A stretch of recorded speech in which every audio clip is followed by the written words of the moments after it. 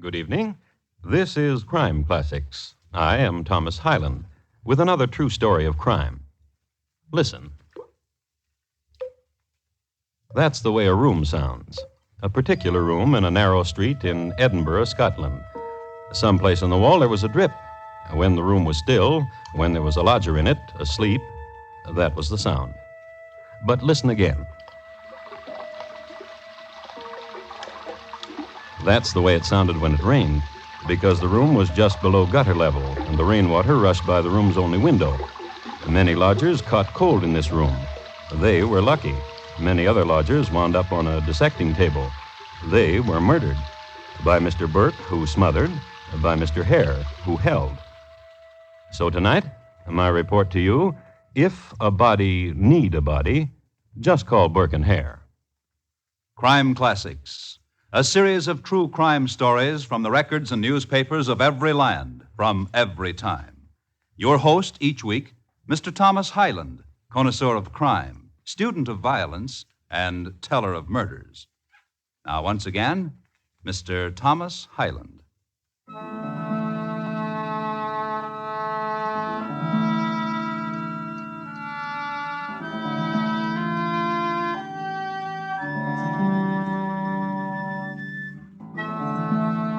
Edinburgh in 1826, a city famous for lassies, laddies, people coming through the rye, Scotch, kilties, and medical schools. It is this last I'd like to speak a word about. Now, when a student entered medical school, he studied anatomy right off. No Roman in the gloamin'. Enter school, cut up a cadaver. Except there weren't enough cadavers. Executed criminals were the only legitimate source of supply. Therefore, a new occupation sprang up and flourished. Grave snatching, piecework in corpses, rob a grave of its contents and sell it to science. Yet, the supply didn't meet the demand. So, as in every profession, there were those who looked for shortcuts. Burke and Hare came up with one. They owned that room I told you about. A room in Tanner's Close. I'm tired of waiting for him to die, Burke. Go look at him. Yes. I can't tell whether he's breathing or not. The old man's so skinny, so sick. Hear if his heart beats.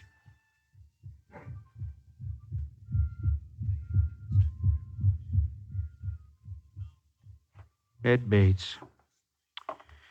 Such a skinny man.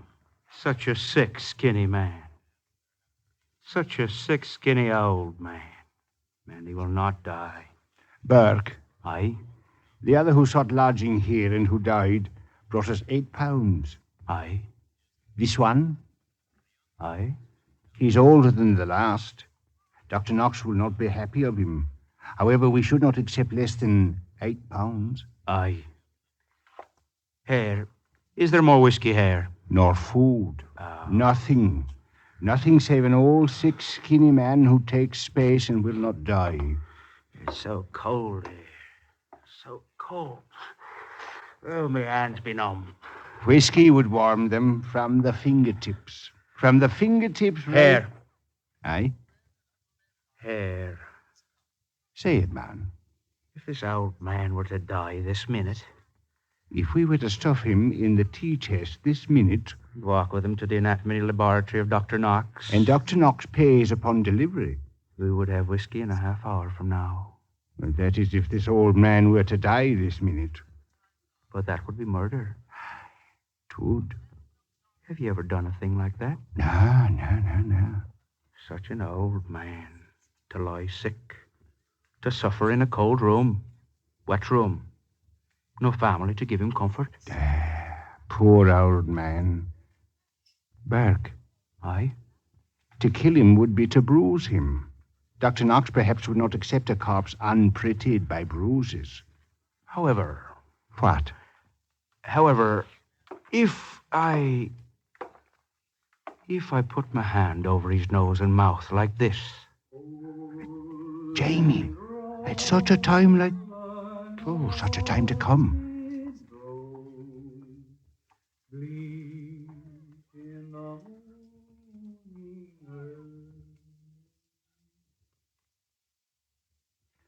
He's gone. Hold his feet, Hare, so he'll not kick.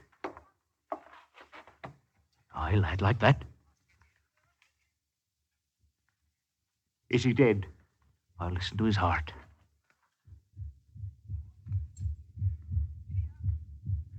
Is he dead? Is he dead? Is he dead?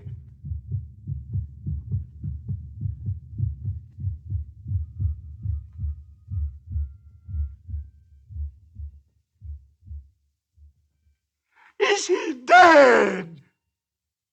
Dead.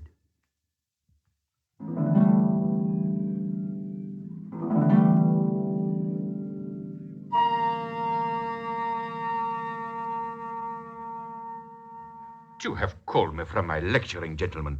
To insist upon it, I suggest... Enough words, Dr. Knox. Take a look. Now, was it worth calling you away for, Doctor?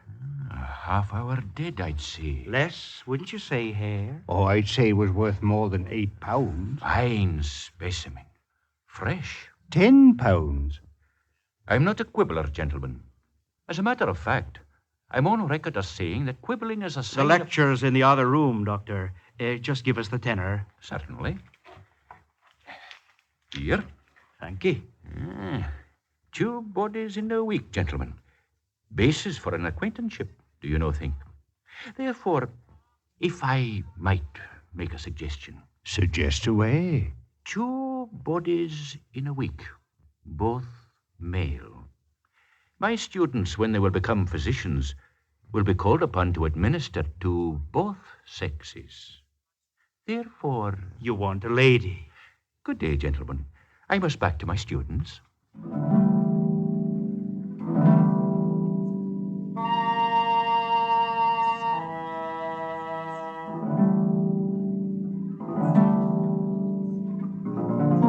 Dr. Knox had more students than anybody. He was much admired in the city of Edinburgh, a man of culture and wit and an excellent surgeon. A democratic man, he got along as well with the aristocracy of the city as with its murderers. A proof? Ain't that Dr. Knox a nice gent, Hare? A ruggy-boo, a Danny man. Proof, as furnished by Burke and Hare. 2 fellows with 10, less what they paid for a bottle. He said he wanted a lady. Have a drink. Aye. A real ruggy-boo, that Dr. Knox. Have a drink. And, arm in arm, they walked through the slums of Edinburgh. And they looked fine against this background.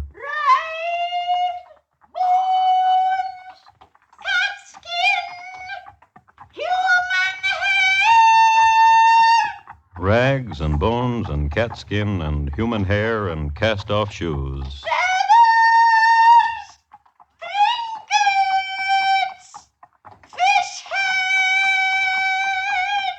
Trinkets and fish heads. Second-hand goods purveyed to people who were dying the instant they were born.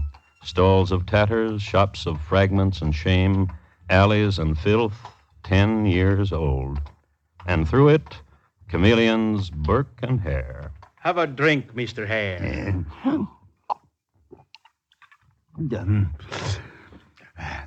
Have a drink.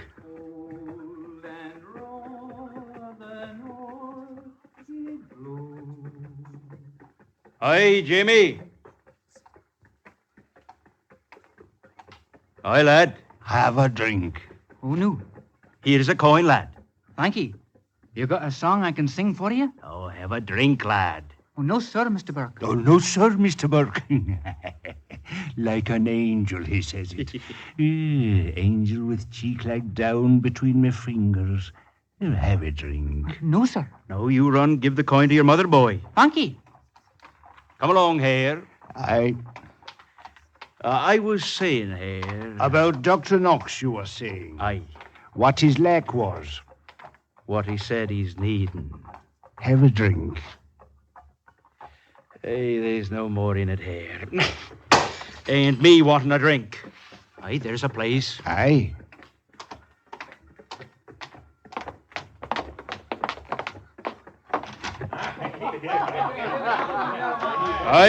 Aye, barman. A bottle of your finest. Aye, that's the word, barman. The finest. The finest for Burke and Hare. Have a drink, Mr. Hare.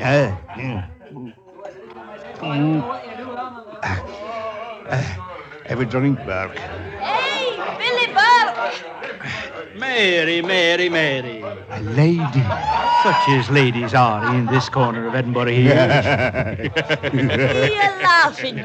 Tell me a one so I can do a laughing too. A fable, Mary. Pretty Mary. Bonny Mary. And not for your ears. And what of my ears? Oh, dainty and little pearl shells. Give us a kiss. Give us a copper. Good, Mary. Have a copper, Mary. Give us a kiss, Mary. A bargain's a bargain. Ain't it? Such pretty shoulders on you. What'd you say? Such pretty shoulders. You're a darling. Now, is it true Mary was painted by an artist? True. A dolly lad with a beard. A tickling beard. Aye, Mary. A kiss a copper. You need lodgings tonight, Mary. Aye. One more copper and I can pay for it. I got a clean room, a lodgings room. Next to my cobbling shop, I got one. Aye, I've heard. And from the looks of your shoes, Mary, you could stand some cobbling. With what money? For free. Now, ain't them pretty words, Mary? For free. For free. Cobbling for your pretty feeties. And a clean bed. Now, come along, Mary. What trick? Come along, Mary. Is it a trick? Now, come along, Mary. You wouldn't play a trick, would you? You just come along. Oh, very well.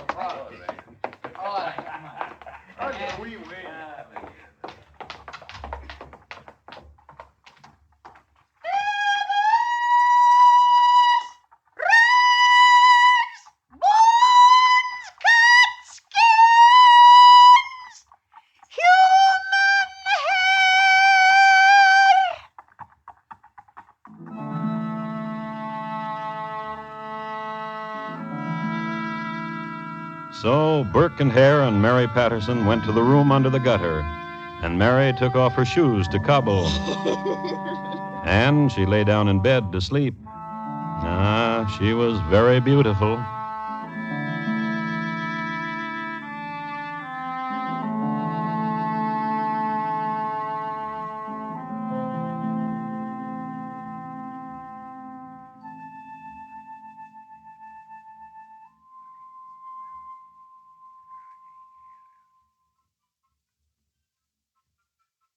You are listening to Crime Classics and your host, Thomas Hyland. The fighting in Korea has stopped, but the nation's need for blood donors goes on. If you've given blood, don't lose interest now. During peacetime, America has its chance to build vital blood reserves to the point where no emergency, whatever its magnitude, catches us unprepared. Give blood regularly, the painless way to be prepared. Call your local Red Cross chapter or local hospital blood bank for an appointment. And now, once again, Thomas Hyland and the second act of Crime Classics, and his report to you on If a Body Need a Body, Just Call Burke and Hare.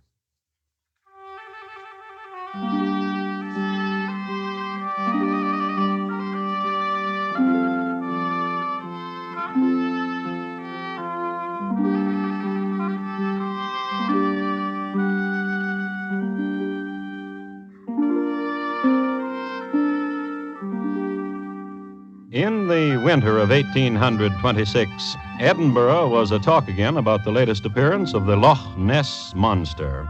And speaking of lochs, Edinburgh was also a-talk about the Loch Fenwick imbroglio, whereby Sir Angus MacDermot was stripped of his tartan and forced to flee with his 6 sons to the Netherlands, where they were received with snickers by the populace. Having been thus rocked, Edinburgh was little prepared for what was in store. For in Tanner's Close, a street that spilled into a pigsty, there lived 2 men. As sure as my name is Billy Burke, she's a pretty. And Billy Burke's friend, Billy Hare. Aye, and a bonny sleeper. Aye.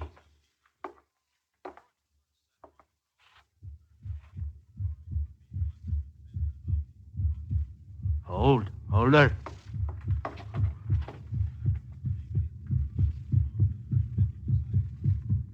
Is she dead? Is she dead?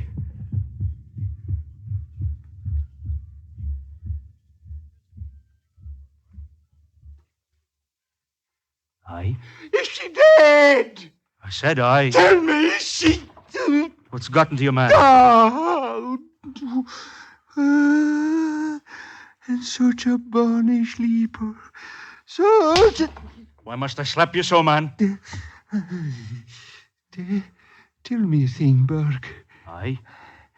That pretty thing, is she dead? I said it. Now what's gotten to you? Tell me. Didn't you feel the slaps, man? Oh, What is it? she be dead. Aye, she'll fetch 20 pounds in a dead market. Aye. Now, give us a hand. What did you do to her? Hare! Billy, Hare, what? Oh, Hare! oh, the thing you did to her.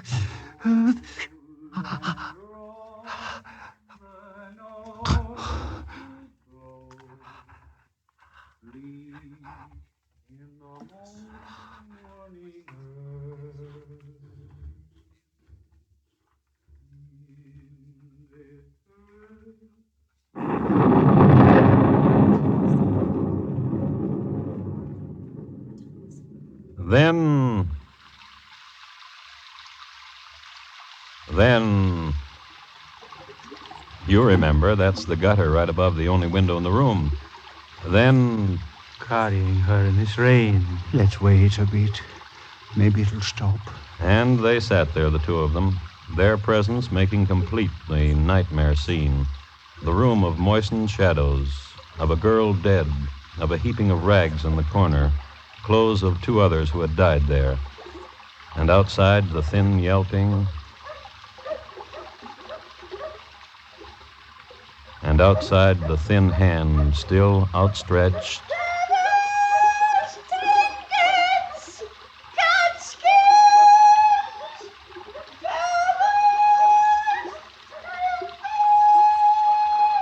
I need out of here, Burke.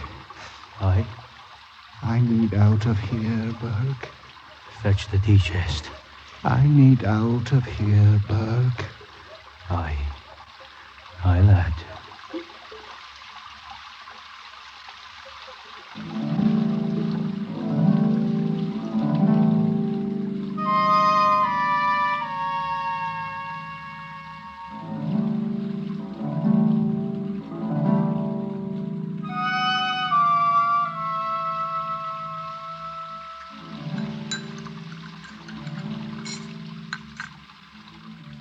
It was pleasant that you invited me for tea, Dr. Knox. A ritual, sir. To all who come to me to learn. I like to get to know my young doctors.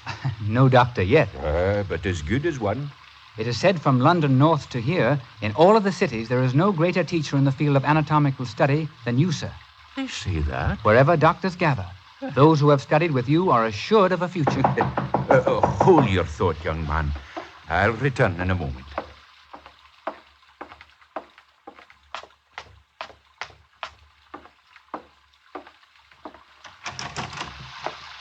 Who is it? How close your lamp, Dr. Knox? Quick, man. Who is it? Burke and Hare.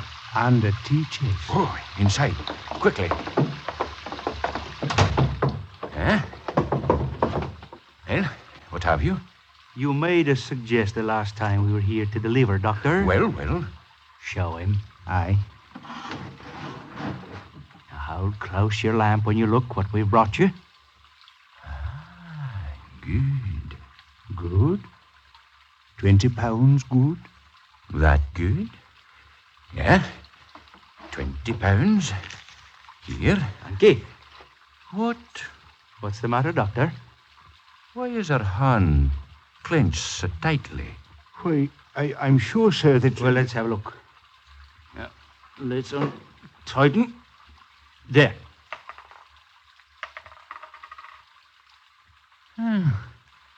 Two coppers. I wonder. You wonder what, Doctor? Such a pretty she is. Why to be clenching so tight to two coppers in her hand? Why, I wonder that too. Aye, and so do I. I have a guest. Good evening, gentlemen.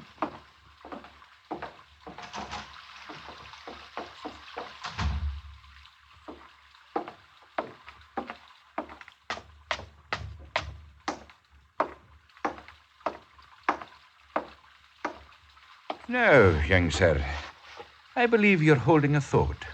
What is it?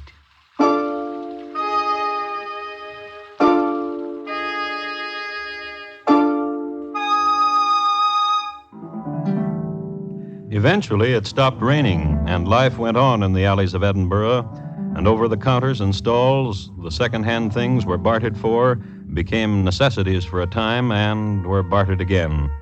And from these alleys, 16 people known disappeared. 16 people to whom death, too, was somehow second-hand, having known dying every day of their existence. One of them... 20 pounds lie fairly. Give the boy a copper, Mr. Hare. Aye. Here, catch. Unky.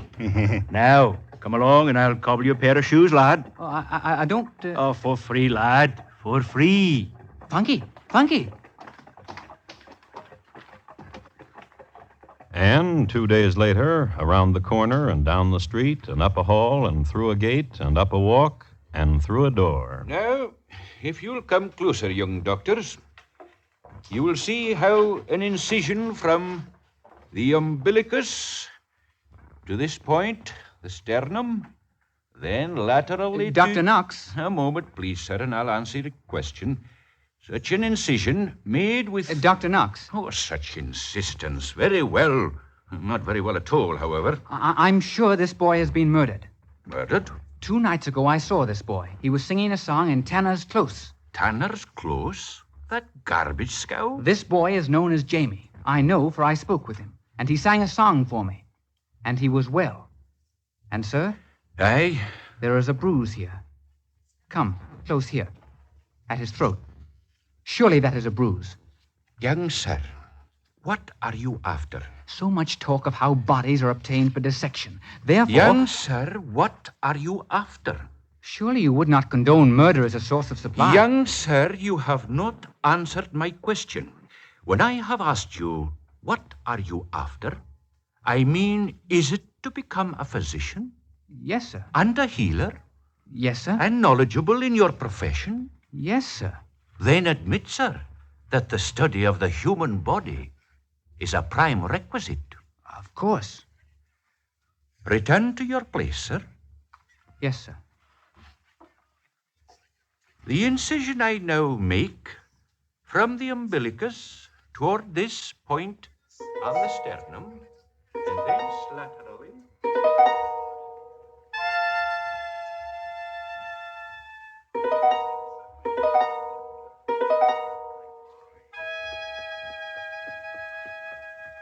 Rags, bones, feathers. Hey, lady now. You want to buy rags, bones, feathers? You want to sell? And what to sell? Come see. Where? I've got a place. Rags. A big bag full. I'll come to look. Then come. Come. A bit. Gray! This be my son-in-law, gents. Mind the stall, Gray. I'll go with these gents to buy. Feathers, rags, bone, hot stems, here. Where be this place? In Tanner's Close, near the end. Near the pigsty? Aye. Oh, love me. How can you live there? Some say it is difficult, Granny. Come.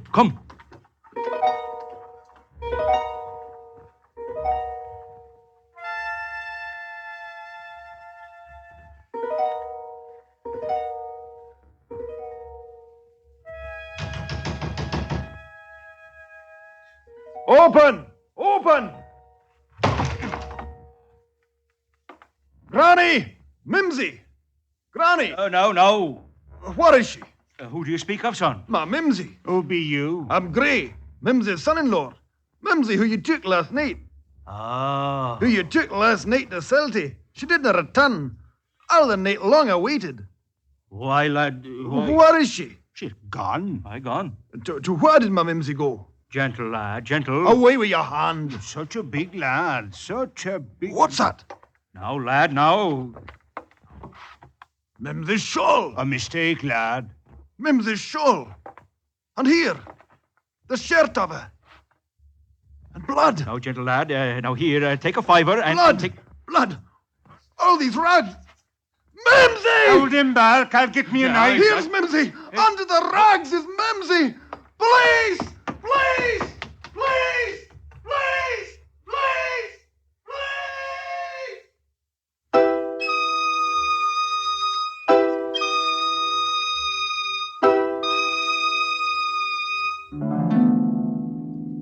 The boy finally got himself understood by the police. They came then to Tanner's Close and found Mimsy. Then they found Burke and Hare. Then they were asked if they had anything to do with Mimsy's death. I done it. And to 17 others. Just like that. Confessed. For some reason that history makes obscure or just doesn't like to talk about, Hare was let free. Burke, however, suffered the last penalty of the law. He was brought to the gibbet, his heart pounding.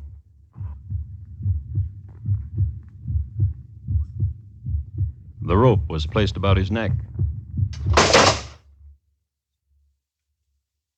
And his body was delivered to Dr. Monroe's academy, where it was dissected by young sirs on their way to becoming doctors. And Dr. Knox, buyer of murdered men, he fled from scandal and disappeared. But one source has it that he was seen some 10 years later, walking the narrow street in Edinburgh called Tanner's Close, walking northward toward the pigsty.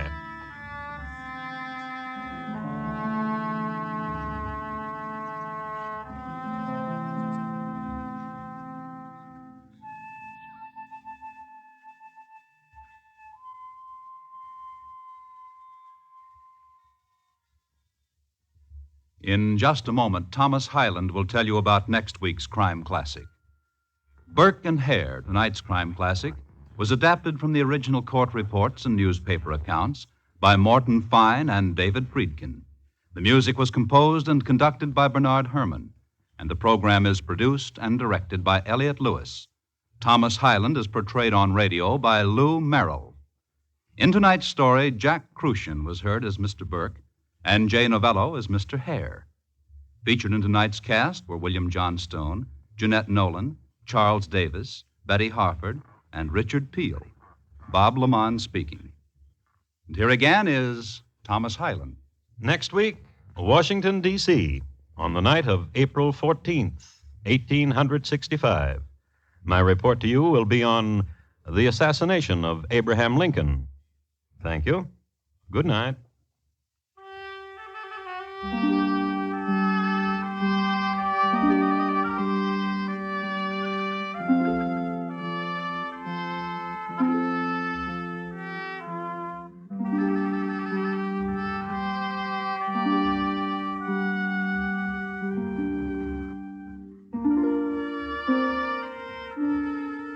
CBS Radio's 21st Precinct has moved to a new neighborhood. Follow the exciting work of Captain Kennelly and his 21st Precinct every Friday night on most of these same stations starting this Friday.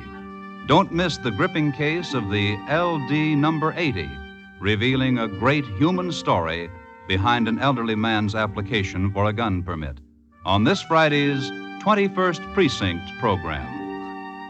America listens most to the CBS Radio Network.